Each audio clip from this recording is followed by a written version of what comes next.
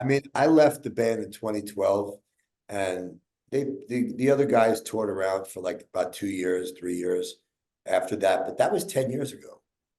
Like they hadn't played together in 10 years and nobody was really talking to anybody. And it wasn't something that I was even thinking about. It was, I was going through the airport and my drummer, Danny, who I've known since I'm 12 years old, uh, his brother Richie Schuler from East 94th Street in Canarsie, who was also a drummer, who also I used to play with. Um, I hear his voice, yo, Ev, turn around. It's Richie Schuler, it's Danny's brother. I'm in the airport changing planes somewhere. Um, Coming back from Los Angeles to Tulum, to Mexico.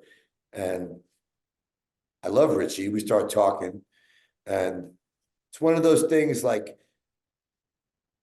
we get so, I was so living in my ego that I was attached to a bunch of resentment about a bunch of things that were a bunch of stories that I made up in my head about thinking how other people should react to things. What the fuck is that? You know?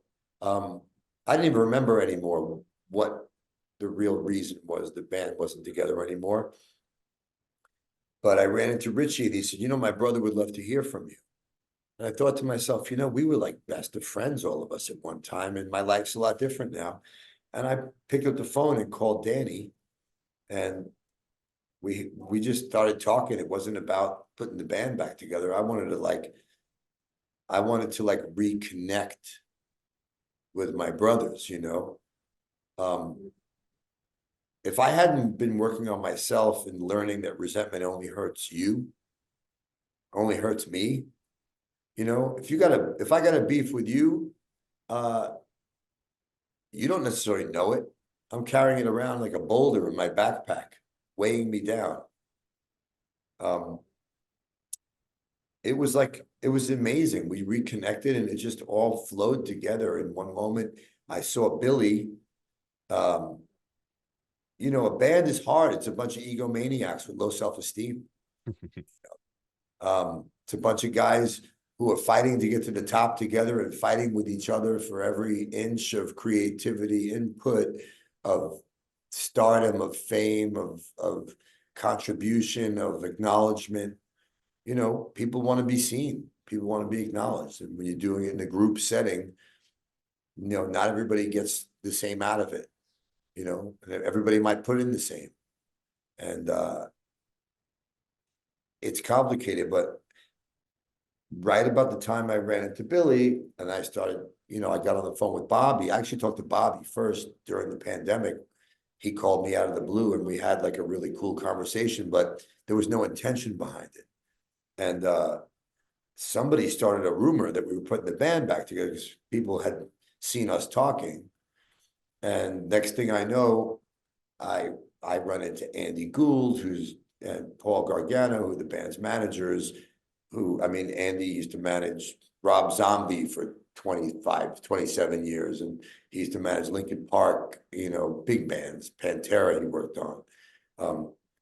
And Andy said, there's this incredible opportunity right now for a band with all its original, for an iconic metal band with all its original members, that everybody's in really good shape and got their chops up.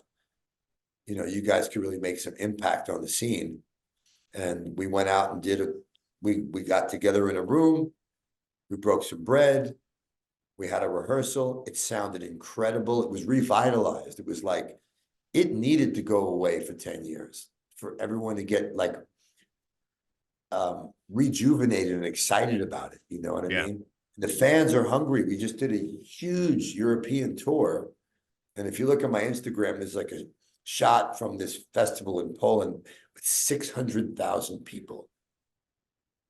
Like, to stand on a stage in front of that many people and have them like chanting or jumping, it's another level of experience. And I don't know that I ever appreciated it.